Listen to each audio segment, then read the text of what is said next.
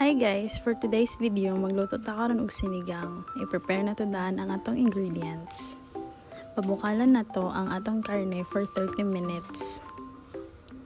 And then magisa ta og lamas and then isutay na to siya together sa karne. Together! And then after that guys, i-add na to ang water and pabukalan. Once bubukal na siya guys, ibutang na to ang atong ingredients. Gabi, squash, and bato. So dini nga part guys, nagpasugo ko sa kumanghod nga mag-video kay mag-vlog lagi ko no hay ko. Gipukaw pa na ko siya para mag-video ani nga time.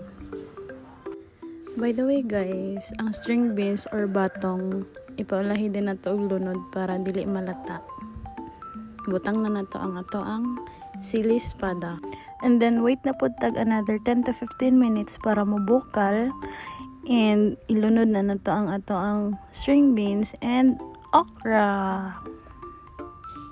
So after nimo malunod tanan ingredients, mag-wait na lang ka for another 5 minutes. Then ilunod na pud nimo ang kangkong leaves. But wala na video guys. And also ang paglunod sa sinigang mix wala na pilang video. But here's the result. Thank you for watching. Let's eat!